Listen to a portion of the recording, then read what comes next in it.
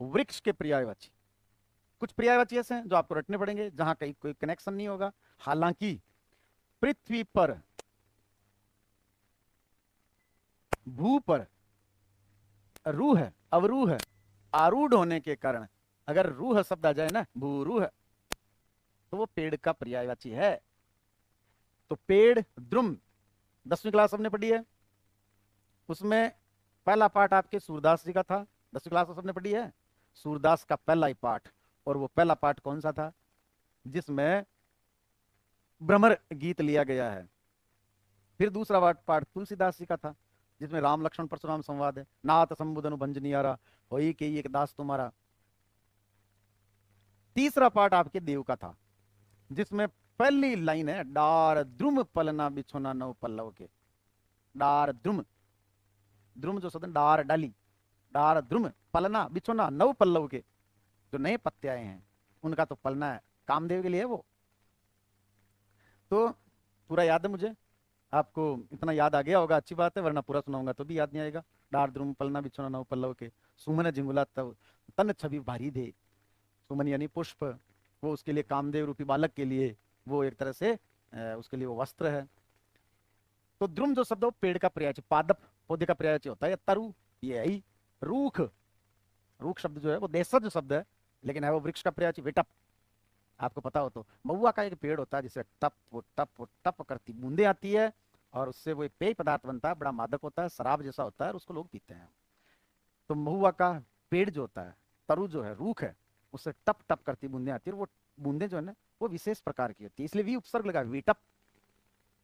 और उन बूंदों को इकट्ठा करने के लिए रात भर वो रिश्ता है, नीचे पात्र रखा जाता है, सुबह सुबह रिश्ता है वैसे वो, उसके नीचे टप रखा जाता है, तब टप टप करती बूंदे आती है। तो विटप किसका पर्यायवाची है? वृक्ष का। मुझे फटाफट बताएं, अटवी किसका पर्यायवाची है? अटवी किसका पर्यायवाची है? हो सकता है इससे पहले की क्लास में पढ़ा हो सकता है नहीं पढ़ा हो, केवल मैं ये चेक कर रहा हूँ कि भाई आपको पता है कि नहीं है अटवी किसका पर्यायवाची है। आप लोगों के कमेंट आ रहे हैं, तब तक मैं देख लेता हूँ। पेड़, द्रुम, पादप, तरु, रूख और विटप, ये वृक्ष के पर्यायवाची हैं। इनको आप याद रखें। हे मेरे सामने बैठे हुए महान विद्यार्थियों, आपको ये याद करना है। अटवी कहाँ अटकी थी? जंगल में, कानन में। तो अटवी जो है वो जंगल का, कानन का, उसका पर्यायवाची है। इससे ठीक पहले की क्लास जिसने ली है उसको याद है, लगभग लोगों को याद है। इस तरह से देख रहा हूं मैं। राक्षस, यार राक्षस के पर्यायवाची में चर चर चर, ये क्या लग रहा है? चर चर चर चर, इसका मतलब चर शब्द का कोई ना कोई मीनिंग है, क्यों नहीं पहले उसको देख लेते हैं। इस पर देखने से पहले देखो, एक शब्द है जिसमें चर शब्द, एक शब्द है भाई कर शब्द। चर और कर दोनों का अर्थ देखना आप ढंग से। इसी में चर में आपको पता हो तो वी शब्द लगने से विचर बनता है, और उसी में अन प्रत्यय लगने से विचरण बनता है। विचरण का अर्थ घूमना है। विचरण का अर्थ क्या होता है? घूमना। विचरण का यदि अर्थ घूमना है, इसका मतलब चर का अर्थ भी क्या है? घूमना, ऐसा कुछ अर्थ है। और क्योंकि चर, इसमें मूल धातु जो है ना वो चर है, वी उपसर्ग है, अन प्रत्यय है, मूल शब्द चर है। कर शब्द का अर्थ होता है भाई संभव करने वाला। कर का अर्थ करना ही है वैसे, कर का अर्थ डू है मतलब। आगे देखिए भाई, कि विचरण शब्द का अर्थ घूमना होता है, उसी तरह से चर का अर्थ भी घूमना होता है, कर यानी संभव करने वाला। अब मैं एक शब्द बता रहा हूं आपको। एक शब्द है निशा, किसका पर्यायवाची है? निशा रात का पर्यायवाची है। अगर निशा शब्द में एक तो जोड़े हम चर, और एक शब्द जोड़े हम कर, अब दोनों का अर्थ देखें आप। निशाचर, रात्रि में भ्रमण करने वाला, जो रात को घूमता है। रात को कौन घूमता है? घूमने के लिए ईश्वर ने दिन बनाया है, लेकिन कोई रात को घूम रहा है 12 बजे, 1 बजे, 2 बजे, 3 बजे, तो कहते हैं यार निशाचर ही है क्या तू?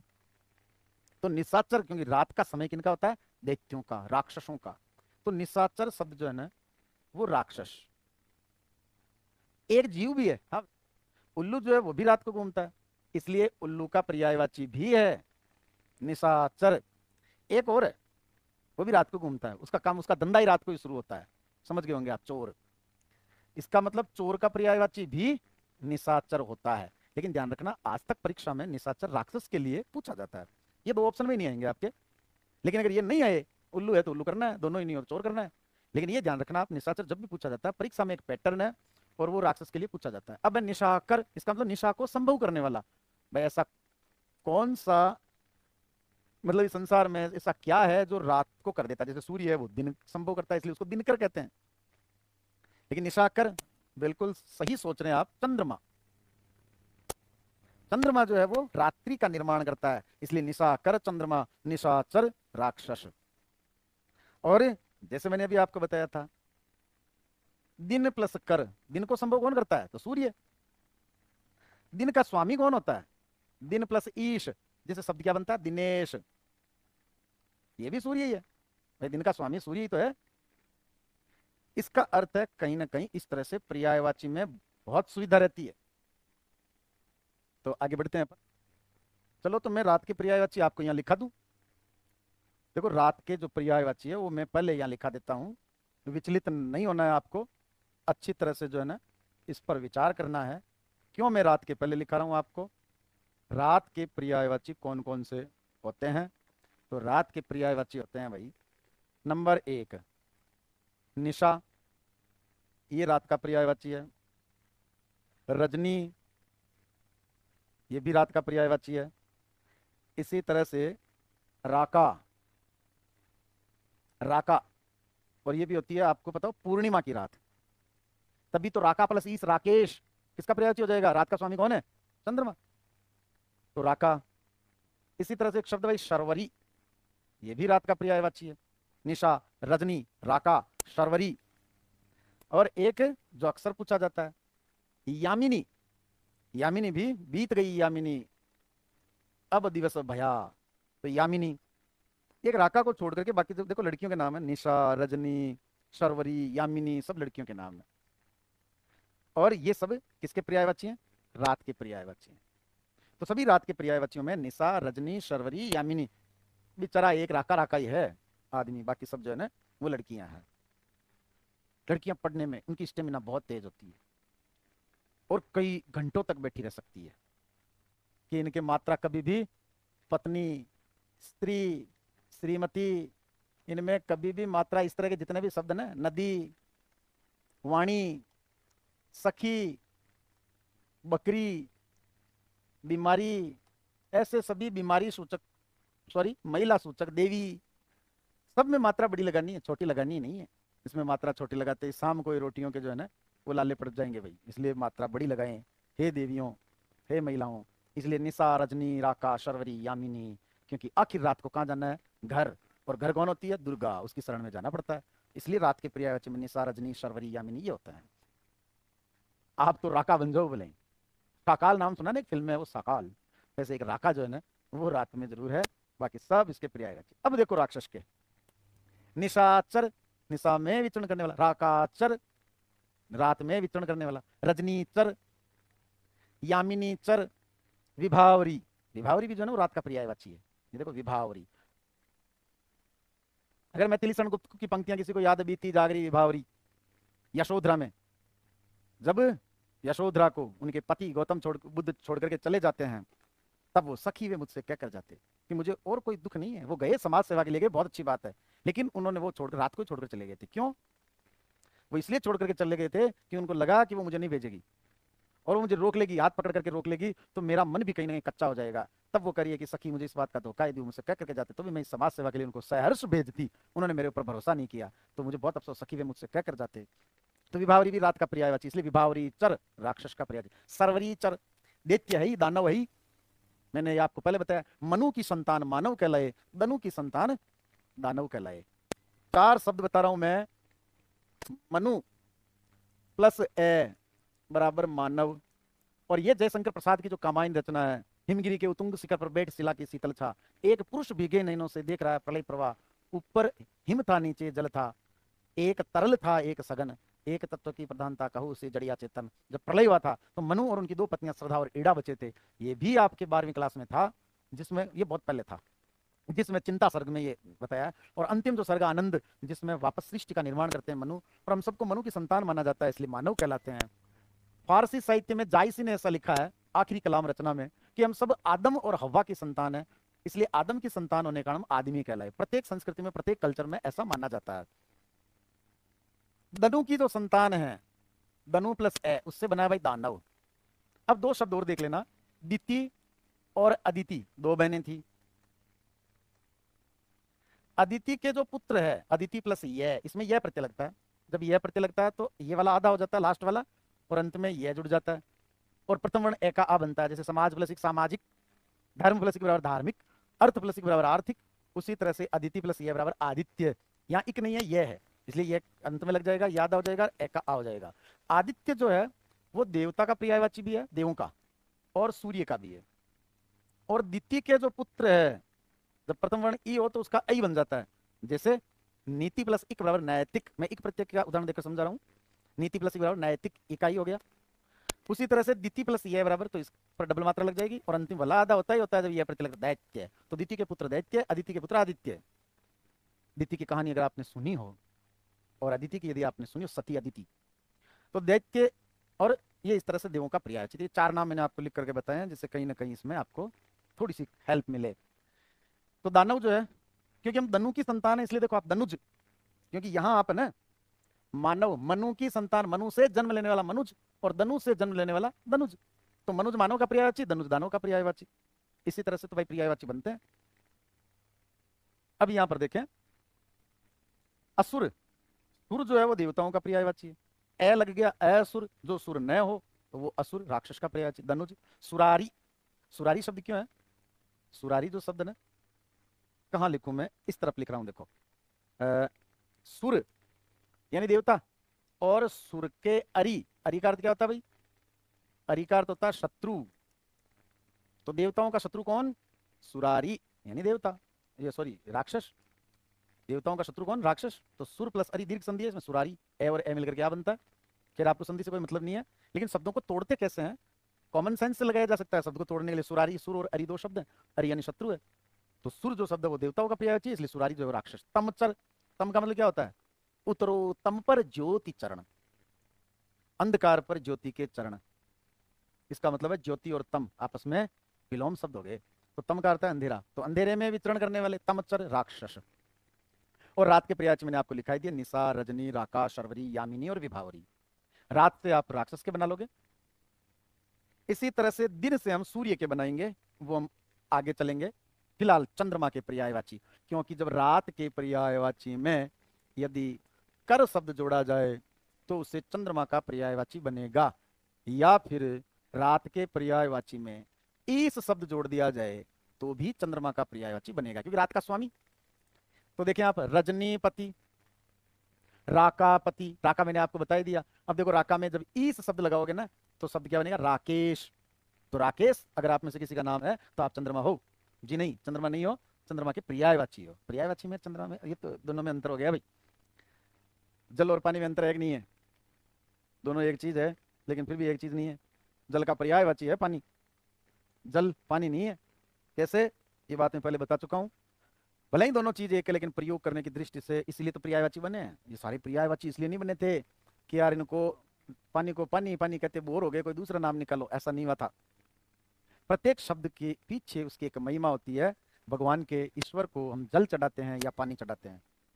जल चढ़ाते हैं, यानी हम ऐसा कहते हैं मैं सूर्य भगवान को जल चढ़ा कर आ रहा हूँ, ऐसा कभी नहीं कहते हैं मैं सूर्य को पानी चढ़ा के आ रहा हूँ, फिर तो चढ़ गया।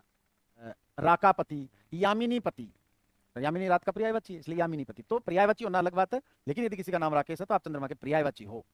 विभावरी पति, क्योंकि विभावरी चंद्रमा का पर्यायवाची है। शशि, शशि चंद्रमा का पर्यायवाची है। हिम कर, हिम यानी बर्फ होता है, बर्फ को संभव बनाने वाला, कर का अर्थ है संभव बनाने वाला। ये मैंने आपको बताया था, रात के उसमें ईस या कर शब्द या फिर पति भी, ये भी थोड़ा ध्यान रखना, पति शब्द यदि जुड़ जाए तो चंद्रमा का पर्यायवाची बन रहा है। तो हिमकर, अगर चंद्रमा नहीं होता तो बर्फ सूर्य भगवान कभी जमने ही नहीं देते, इसलिए वो हिम को संभव करने वाले। विभाकर, विभाकर, मैं वापस यहाँ क्यों आ रहा हूँ पता आपको, समझ गए होंगे आप। विभा शब्द जो है ना वो भी रात का पर्यायवाची, विभा भी है विभावरी भी है, तो इसमें कोई ज्यादा जोर नहीं आएगा। विभा और विभावरी दोनों रात के पर्यायवाची। कलाधर, चंद्रमा की कलाएं तो पता ही है आपको, इसलिए कलाधर, ये किसको कहते हैं? चंद्रमा को।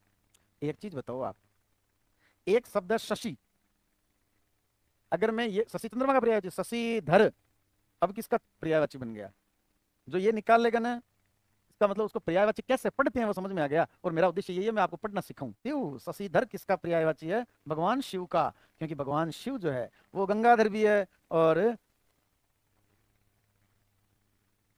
भगवान शिव गंगाधर भी है और शक्तिमान भी। गंगाधरी शक्तिमान है भाई, अर्थात गंगाधर भी है और शशिधर भी है। गंगा को भी दान करते हैं और चंद्रमा भगवान शिव की, आप तस्वीर को देख लें कि चंद्रमा यहाँ मिलेगा आपको। तो गंगाधर शशिधर ये भगवान शिव है। नेक्स्ट अगला देखें भाई, दिन। आज कौन सा वार है? परीक्षा में इस तरह से आता है, वार ऑब्लिक दिन। वासर, वासर भी दिन का पर्यायवाची है। दिवा, दिवा भी दिन का पर्यायवाची है। अहन, ये तो मैंने आपको 3 शब्द बताए थे, पूर्वाहन, मध्याह्न और अपराहन। अपराहन, इन तीनों का जो अर्थ है वो मैं पहले बता चुका हूं। ये दिन के पूर्व वाला भाग, ये मध्य वाला भाग, ये अपर वाला भाग यानी बाद वाला भाग। अब थोड़ा सा एक चीज जरूर देख लें, जब अहन शब्द लिखते हैं तो हलंत जो है वो नैके लगता है। हलंत कहां लग रहा है? नैके। और पूर्वान में ये हलंत कहां गया? है पर। मध्याह्न में ये हलंत कहां गया? है पर। अपराह्न में ये हलंत कहां गया? है पर। संधि होने से पूर्व प्लस अहन पूर्वान, मध्य प्लस अहन मध्याह्न, अपर प्लस अहन अपराह्न। इन तीनों शब्दों में शब्द शुद्धि में यदि पूछ लिया जाए तो है पर आता है।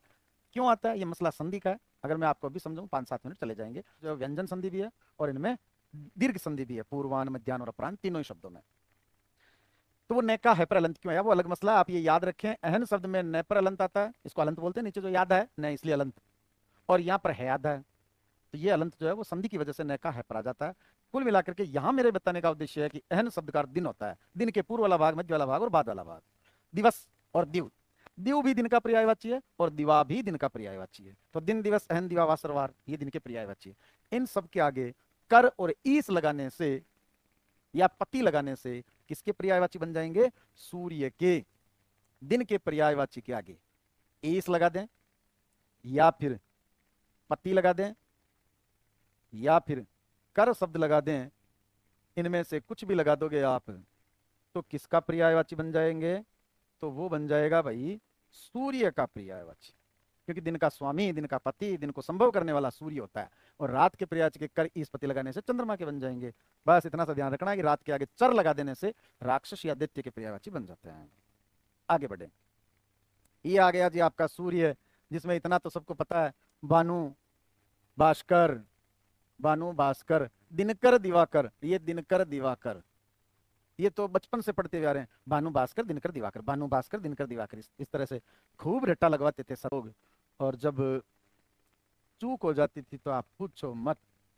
तो भानु, भास्कर, दिनकर, दिवाकर, आदित्य मैंने अभी आपको बताया था।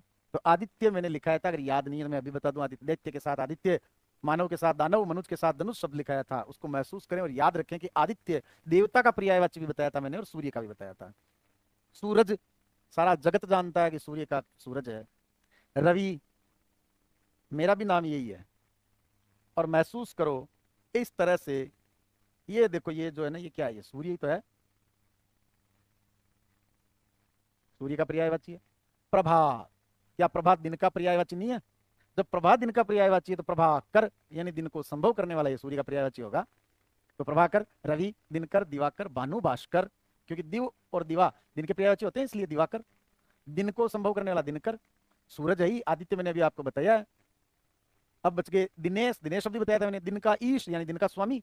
जब दिन के पर्यायवाची में बताया था मैंने आपको, दिन के पर्यायवाची में ईश, कर, पति शब्द जुड़ जाए तो वो सूर्य के पर्यायवाची बन जाएंगे, यानी रवि के पर्यायवाची बन जाएंगे। अब बच गया आपके अंशुमाली।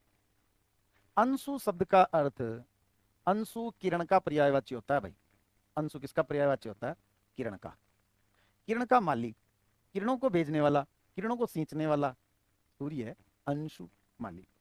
इसलिए अंशु माली जो शब्द है वो सूर्य का पर्यायवाची है। अगला शब्द अग्नि। एक शब्द उसमें से मैं कुछ बताना चाह रहा था उस समय, हाँ पतंग, ये भूल गए थे। जिस तरह से आकाश में जिस तरह से सूर्य होता है, कई बार ऐसा होता है कि बच्चे जब पतंग उड़ाते समय उनकी जो पतंग है ना वो इसके सामने आ जाती है। हालांकि ये वाला पतंग शब्द नहीं है, वो पतंग का अर्थ सूर्य है। पतंगा जो होता है वो कीड़ा होता है, पतंगा कीड़े को कहते हैं भाई। दिए से पतंगा वो खेले आंख मिचोलिया, वो नहीं जाता उसे जल जाना होता है। एक किशोर कुमार का गाना है, प्यार दीवाना होता है मस्ताना होता है। उसका जो अंतरा है वो ये है कि दिए से पतंगा खेले आंख मिचोलियां। वो दिए के चारों तरफ इधर उधर दौड़ता रहता पतंगा, यानी वो कीड़ा मरकरी की तरफ भागते हैं, इसलिए दिए से पतंगा खेले आंख मिचोलियां। वो नहीं जाता उसे जल जाना होता है। वो दूर नहीं जाता, उसे जल जाना होता है। आखिर वो जलना ही होता है उसे। तो पतंगा कीड़ा, लेकिन पतंग सूर्य। अग्नि का पर्यायवाची आग, पावक, अनल, हुताशन और ज्वाला। मैंने आपको अनल तो एक दिन बहुत चर्चा हुई थी।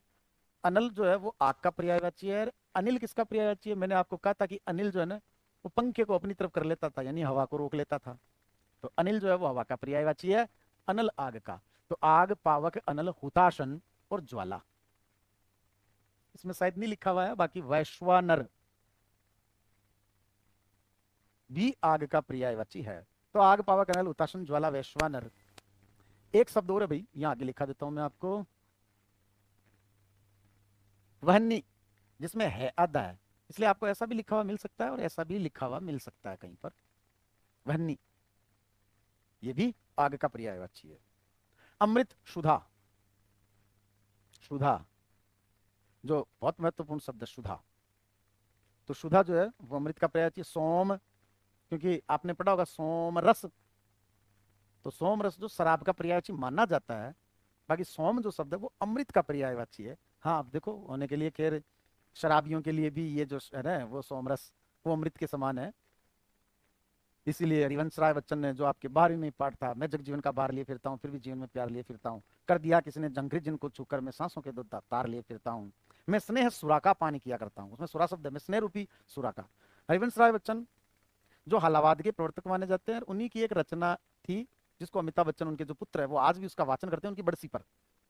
मधुबाला, सॉरी, मधुशाला। उनकी रचना मधुबाला भी है, मधुबाला, मधुशाला, मधुकलश, निशा निमंत्रण, एकांत संगीत, बहुत सारी उनकी रचनाएं हैं। कुल मतलब उनकी 38 रचनाएं हैं। लेकिन उसमें मधुशाला से उनको बहुत प्रसिद्धि मिली थी। हरिवंश राय बच्चन की ये पंक्तियां हैं कि सुने होंगे मंदिर मस्जिद चिर सुहागिन मधुशाला। एक समय आएगा जब सुने होंगे मंदिर मस्जिद, मंदिरों में कोई नहीं जाएगा, चिर सुहागिन मधुशाला। मधुशाला यानी शराब मिलने वाला स्थान, जिसको ठेका बोलते हैं देशज शब्द में, वहां लोग जाएंगे। आज देखो मंदिरों का खूब विरोध हो रहा है। क्यों साहब, मंदिर तो ये ठगने के लिए, तो क्यों जा रहे हो वहां? ठगने के लिए क्यों जा रहे हो? भगवान के हाथ जोड़ो, वापस आ जाओ। बड़े मंदिर में नहीं जाने देते, छोटे मंदिर में चले जाओ। चलो, हरिवंश राय बच्चन ने यही बात कही है कि हमने कौन सा समाज बना दिया कि ठेके का कोई विरोध नहीं कर रहा है, मधुशाला का कोई विरोध नहीं करता है, मंदिर मंदिर मस्जिद सुने होंगे मंदिर मस्जिद। अच्छा, एक बात और उन्होंने क्या लिखा है, बेर बढ़ाते मंदिर मस्जिद, मेल कराती मधुशाला। मंदिर और मस्जिद के नाम पर हिंदू और मुसलमान लड़ रहे हैं, जबकि यही लोग, न अमीर गरीब, ऊंच नीच, धर्म के आधार कोई भेदभाव नहीं, मेल कराती मधुशाला।